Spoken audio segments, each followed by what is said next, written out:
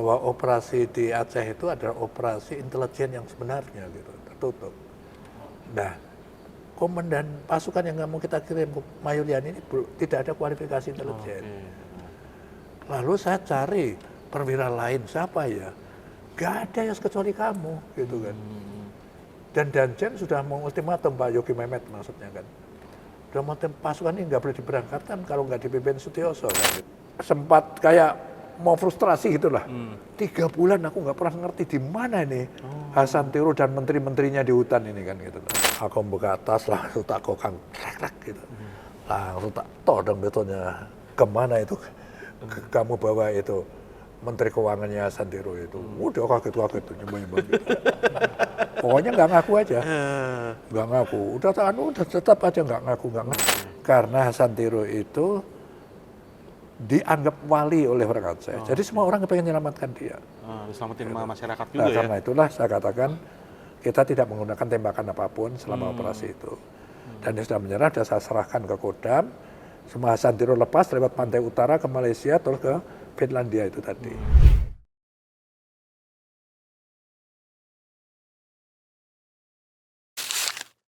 Abang kan juga kenal selain di tim-tim juga kan operasinya juga yang paling terkenal juga kan di GAM nih Bang, di Aceh gitu.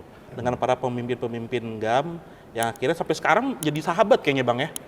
Jadi ini cerita tahun 1978. 78. Nah, saya mayor baru Mayor, ya? naik pangkat kira-kira 1 mingguan gitu. Itu mayor Bang ya di situ ya. Saat itu ya saya kan basicnya udah pindah dari Magelang ke Solo. Jadi keluarga apa sudah di Solo kan. Anak saya masih 1 waktu itu kan di Solo. Nah, saya dipanggil Komandan Korem Jogja.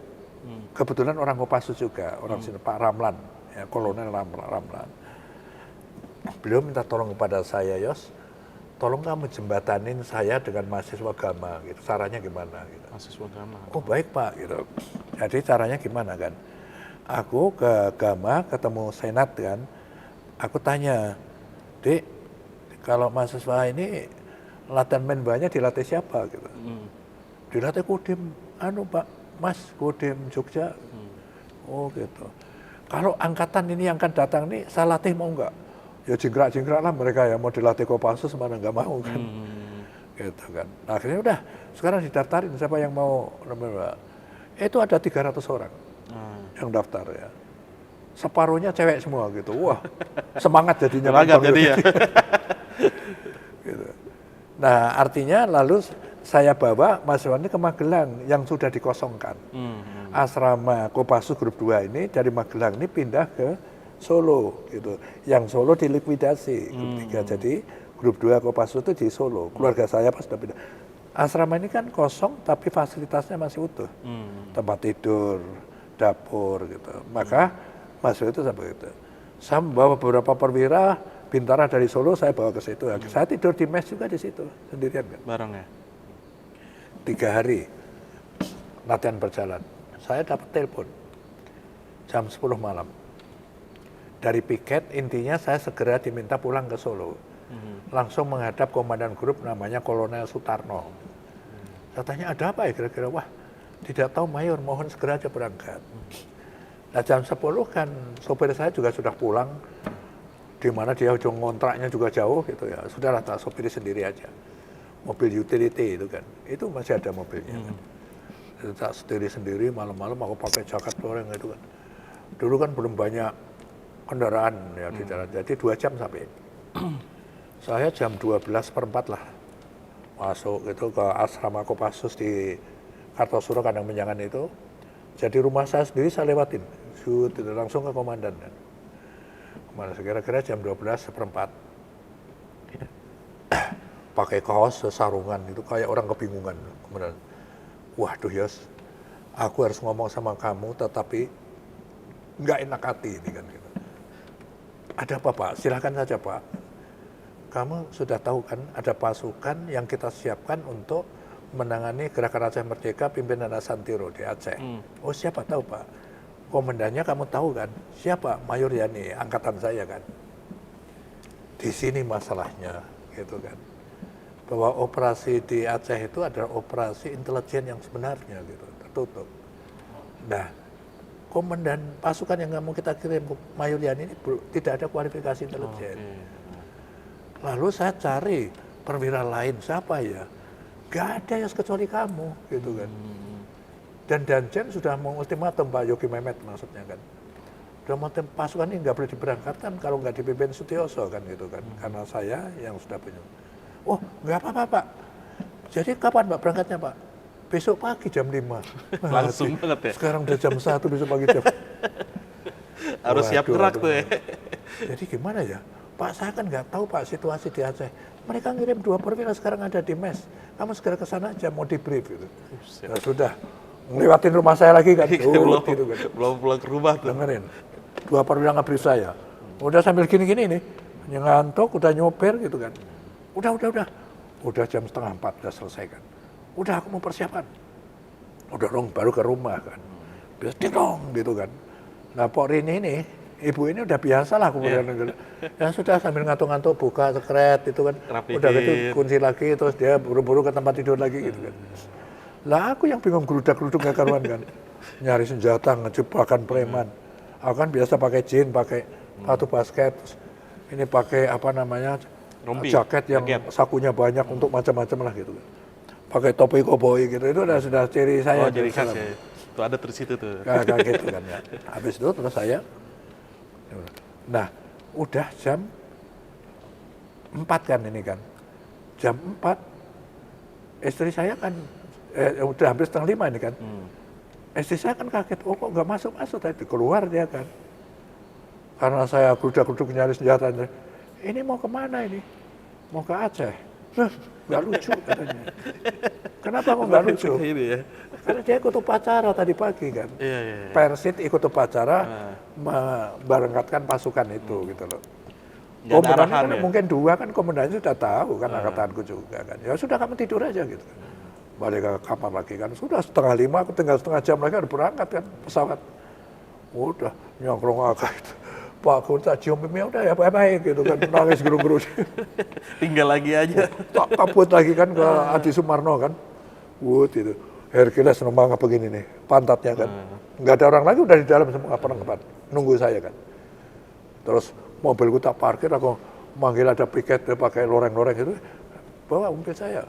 Udah masuk pesawat, dep. Rung, berangkat. Baru aku melihat sih, yang orang-orang yang sama saya pimpin nih, iyalah gitu. Gitu. Nah, di sana memang aku sempat kayak mau frustrasi gitulah. 3 bulan aku nggak pernah ngerti di mana ini Hasan Tiru dan menteri-menterinya di hutan ini kan gitu. Nah, akhirnya saya dapat peluang itu begini. Satu saat ada laporan gitu kan, masuk ke posko saya di Sigli gitu, bahwa sepertinya ada orang penting diturunkan dari hutan. Taunya gimana? Karena yang awal 2 orang bersenjata yang awal, gitu. Nah, terus setahu kita diantarkan ke guru ngaji. Gitu. Malam-malam guru ngaji tak suruh ambilkan semua kan harus senyap semua kita ambilkan ke posko, kita interogasi. Siapa yang kamu bawa itu? Gitu kan. Ternyata itu seorang menteri keuangan, namanya Osman, gitu. Nah, terus kamu bawa kemana gitu? Dibawa ke Lok Semawe dari kan, pakai motor. Gitu. Nah, udah gitu saya sama dia saya bawa dia. Saya bawa untuk saya menunjukkan Lalu malam itu juga aku berangkat ke Lok Semawe kan. Udah sampai Lok Semawe, ada tim saya yang ke sana kan. Dipimpin Prayuda namanya, komandan Prayuda namanya Dahlan Idrus gitu. Dahlan. Gimana? Mancing katanya dia diantar ke seorang pengusaha gitu. Dia pengusaha apa? Dia pengusaha besi. Besi itu. Oke. Jadi aku langsung melakukan penyamaran nih. Ya. Melakukan penyamaran dengan Kapten Lintang namanya kan. Kapten Lintang ini orang Kodam di Aceh yang dibikaukan ke saya gitu. Udah kita merancang kan. Waktu aku ketemu itu sama pengusaha itu, saya ajak makan, aku pengusaha dari Jakarta. yang bergerak saat yang sama di besi juga, penyamaran gitu kan. Lalu guru ngaji ini tak suruh bawa dahlan itu kan, nanti kok kasih kode di tempat jual rokok sana itu kasih kode. Kalau benernya orangnya pegang kuping sebelah kanan gitu kan. Kode nih Ya gitu kan. Udah, aku menyala dan menghadap ke sana kan. Ternyata bener. Gitu. Aku ngomong, aku punya stok banyak gitu ya, besi tua gitu. Sebaiknya kita terus saja kita lanjutin dengan tim janjian. perjanjian kerjasama gitu lah. Aku sudah ngeliat itu sudah orang itu udah gini bener ini, udah gitu kan. Nah dia membawa sekretarisnya, gitu, pembantunya, sekretarisnya laki-laki. Ayo kita ke hotel. Sudah, masuklah kita ke penginapan itu kan ya. Katakan bel keren, aku ngomong hotel gitu ya. Itu penginapan aja gitu. Barista kan. Lalu di situ kan tak pisah ya. Yang tadi yang pembantu dia itu sama Lintang, dia sama saya di kamar.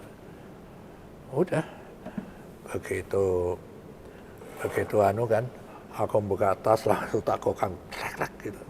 Langsung tak todong betulnya, kemana itu kamu bawa itu Menteri Keuangannya Santiro itu. Udah kaget tuh nyembah gitu.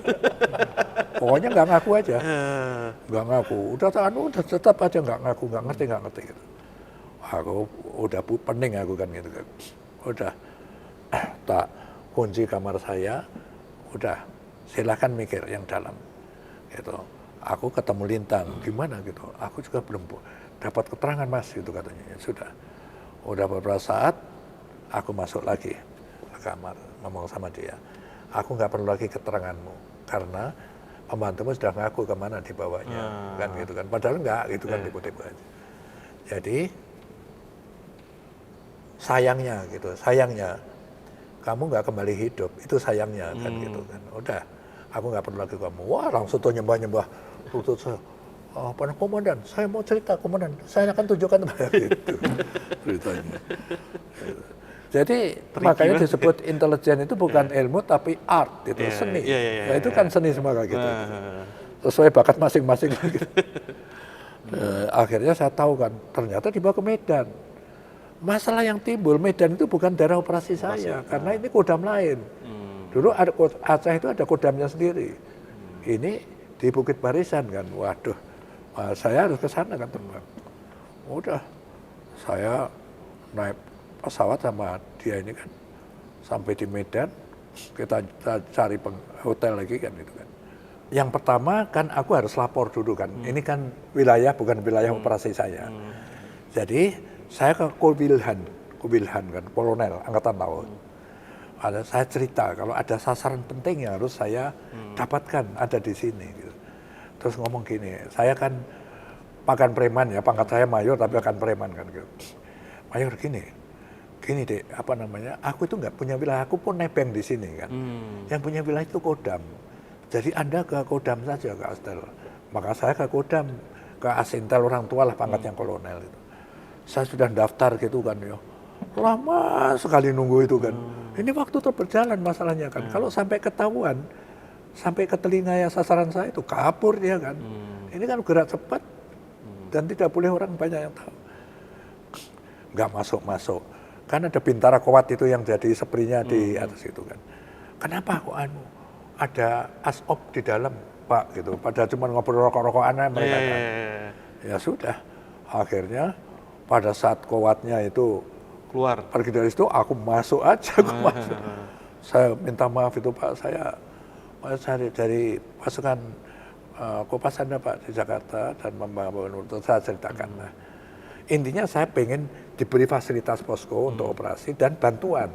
Aku kan nggak bawa pasukan, yang saya bawa itu saya, ya, terus Kapten Lintang yang orang Kodam di Aceh ya, lalu sersan penterjemah polisi, aku lupa namanya Sulaiman atau apa gitu ya. Terus ada Peltu, dulu ya. Peltu aku sampai namanya, aku pada dekat dengan dia, aku lupa ya Peltu. Kopassus juga, Kopas Anda juga dari grup 2. Udah. Jadi aku perlu pasukan dan perlu tempat. Masa omongannya gini. wah jadi kalau tempat ya di Den Intel saja, sekalian nanti saya BKO-kan Dan Intel Kodam. Wah terima kasih Pak. Gitu. Ya sudah aku perang dengan waktu, saya pamit dulu Pak. Gitu. Saya keluar, sudah aku belum makan nih. Aku di restoran gitu kan, makan kira-kira jam 3 gitu. Sambil laparnya setengah mati aku kan makan gitu. Waduh, sebelumnya aku lihat dulu Dan Intel itu, kok kayak begitu tempatnya ya, sangat tidak tertutup, sangat terbuka kayak begitu ya. Terus saya pikir-pikir saja sambil makan nih. Aku mau nangkap satu orang, ya. Masa aku perlu pasukan sebanyak itu, kan gitu kan. Ya, padahal pasukan itu nantinya sebenarnya tak suruh nyekat aja kalau dia sampai lari tak sergap di rumah. Karena ini si pedagang tadi udah ngomong di rumah kakaknya gitu, di Medan itu kan, semuanya udah ceritain. Gitu. Nah, setelah diredar, akhirnya saya putuskan saya akan lakukan sendiri. Habis makan, terus aku kembali ke penginapan kan, tak kumpulin tuh Lintang, terus si Peltu itu sama si polisi ini kan 4 orang gitu. Kita mau ambil sendiri dengan dia.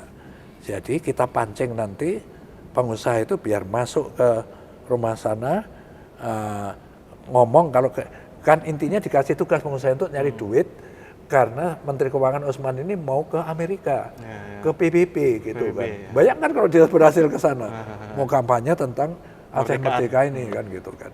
Nah dia nunggu logistik, nunggu uang. Pengusaha ini yang suruh cari. Jadi tak tuntun, kamu ngomong saja. Kalau sudah siap uang karena uangnya cukup banyak, nanti diambil sendiri aja di hotel. Kamu ngomong gitu saja. Ya. Terus saya ngomong, kamu bilang Mbak Sekretaris ini, saya kasih tahu, inilah kesempatan kamu. Kamu berhasil membawa Usman ke mobil saya, detik itu kamu saya bebaskan dosa-dosamu. Kita akan saya lupakan, kalau itu berhasil. Ya, salaman, kamu enggak. Ini kesempatan kamu. Juga kesempatanmu untuk kabur. Gitu kan. Padahal kamu saya lepas dengan pembantumu ini, lepas, kamu kabur kesempatan. Syukur kalau bisa, karena rumah kakak Usman itu dari kepung sama tentara satu kompi ya, padahal nggak ada orang, gitu kan. Terus nyembah lagi ke saya itu, komandan kasih kesempatan saya, pasti saya bisa. Ya sudah, tenang saja kamu, bisa, kamu juga selamat, gitu kan. Udah selamat gitu, deng, gitu kan, udah berangkat. Nah, waktu itu kan, waktu di Asintel itu aku kan ngomong, Pak, boleh nggak saya pinjam satu mobil preman, gitu kan. Aku sendiri kan bawa Toyota dari posko itu kan, dari Lok Sumawe itu kan, Toyota bawa ke Medan gitu. Nah, waktu apa namanya, minta mobil itu, wah nggak ada Dek, di sini mobil mana. Batin aku, kalau aku jadi Asintel mungkin 10 kendaraan preman juga bisa saya. Ya sudahlah, saya lupakan aja itu. Aku ingat ya, kenal seorang pengusaha di Medan yang dia punya di tempat saya operasi di Sigli kan. Telepon dia, kirim Toyota sedan gitu kan.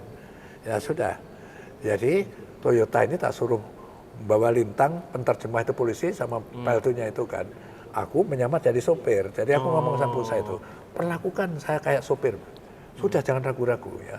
Nanti kalau ditanya kamu sopir dari mana, kamu jangan ngomong saya orang Aceh, aku orang Makassar, nggak bisa bahasa Aceh gitu kan. Takutnya kan nanti ketahuan aku nggak bisa bahasa Aceh kan. Kamu sopir baru gitu. Nanti udah masuk, kamu ngomong aja, nanti kita ngambil duit ke hotel gitu. Udah begitu konsepnya kan gini kan. Aku di depan, terus ini yang tim Pak Dukes saya ini di belakang ini kan, sudah bawa AK segala macam, udah lengkap lah dia. Ya kan, aku sendiri nyamar sopir. Aku bawa pistol aja gitu, satu itu. Udah kan parkir, terus sepi, jalan gitu ya. Terus ada pagar, baru masuk rumah dia. Dan lampunya itu terang benderang gitu kelihatannya. Aku ngerti posisinya. Usman itu di kamar, yang kamar itu ada jerujinya dari kayu gitu. Sebenarnya nggak bisa lari. Harusnya nggak bisa lari dia kan. Udah terlepas, sekali lagi kesempatanmu untuk hidup, aku ngomong gitu. Oh, insya Allah aku ngomong gitu. Udah turun, perlakukan aku seperti sopir gitu. Udah nunggu udah parkir gini kan, udah masuk mereka sambil deg-degan gitu aku kan, jangan-jangan kabur semua mereka ini kan.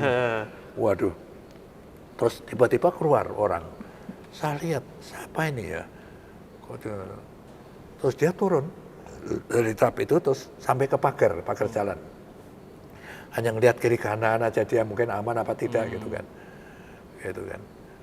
Nah, terus dia nyebrang nemuin aku lagi.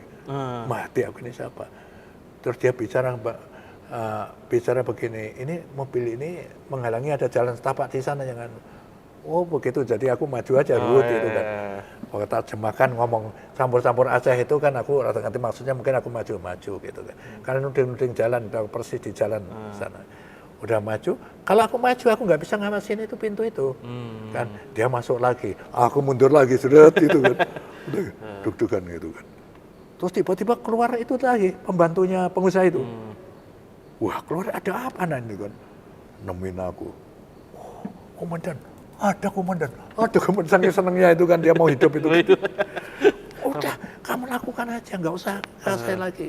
Pokoknya bawa jangan sampai mencurigakan, kamu berlagak seperti biasa saja. Udah kan, udah dok. Aku udah perang batin nih. Mau saya gedor aja atau gimana? Tuh, tak sabar-sabarin diri saya kan. Terus tak sabar-sabarin, jangan, tunggu lagi. Gitu kan. Nah, ternyata keluar bener kan. Yang tadi yang pakai sarung tadi abangnya gitu kan. Terus disusul sama itu tadi pembantunya itu kan sekretarisnya. Nah, baru belakangan 2 orang itu rambutnya gondrong gini pakai jaket jin gitu kan. Pakai jaket jin. Mulai aku kan ada fotonya kan. Fotonya tak kasih baterai kecil gitu kan. Wah, ini Osman nih. Ini Osman bener-bener gitu kan. Udah tak simpan. Mulai kan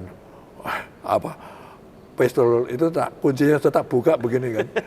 Udah siap-siap kalau kabur aja gitu kan. Dia celingak gini kan, celingak turun gitu. Udah sampai di tepi pagar itu mau jalan dia rupanya tanya, itu siapa yang di mobil? Rupanya tanya gitu. Itu sopir saya gitu ya. Orang Makassar gitu. Nah gitu kan. Udah mulai nyebrang dia.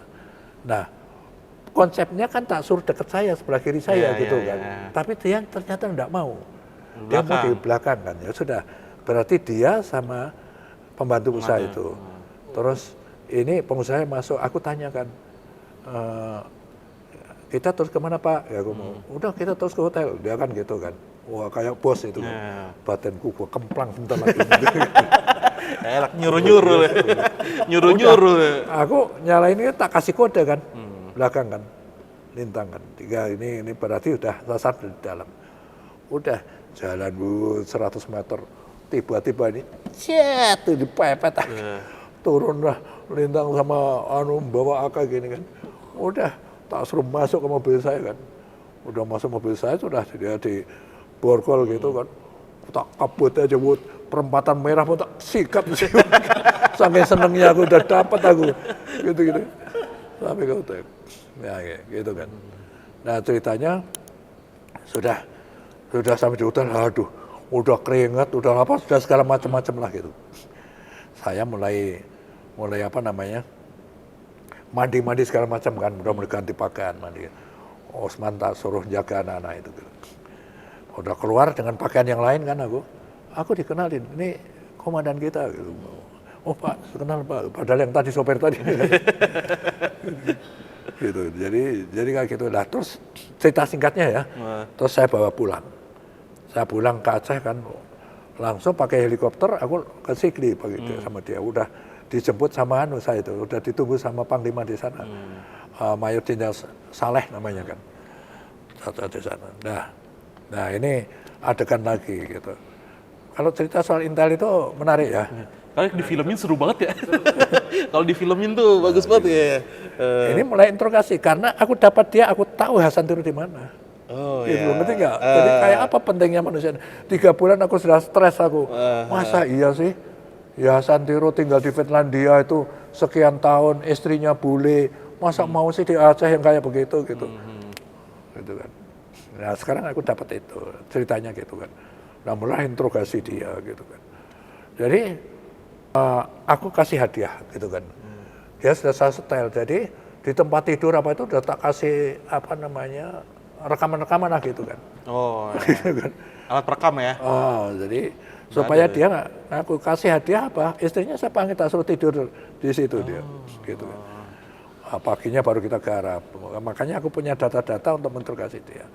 Akhirnya terus kita cari, itulah makanya terus saya kerahkan pasukan, tapi saya ngomong jangan menembak siapapun kalau itu tidak perlu. Gitu. Cerita singkatnya, saya kalau begini, pasukan dari mana saya itu? Jadi seluruh pasukan di Aceh itu BKO-kan ke saya, Oke. batalan-batalan itu. Ya. Jadi karena komandan batalan itu senior-senior saya, aku kan nggak enak membawahi dia kan. Saya ngomong, udah bang dikasihkan wakilnya saja gitu supaya aku enak. Ya tak gerakan kayak gini nih. Yang satu tak kasih kompas jalan begini, yang tim yang ini begini. Nggak mungkin nggak ketemu. Ketemu cerita singkatnya, ketemu semua kecuali Hasan Tiro. Oke. Karena Hasan Tiro itu dianggap wali oleh orang Aceh. Jadi semua orang pengen menyelamatkan dia. Diselamatin sama masyarakat Nah, juga ya. karena itulah saya katakan kita tidak menggunakan tembakan apapun selama operasi itu. Dan dia sudah menyerah, sudah saya serahkan ke Kodam. Semua Hasan Tiro lepas lewat pantai utara ke Malaysia terus ke Finlandia itu tadi. Dan operasi dianggap selesai. Aku pulang lagi ke Solo gitu.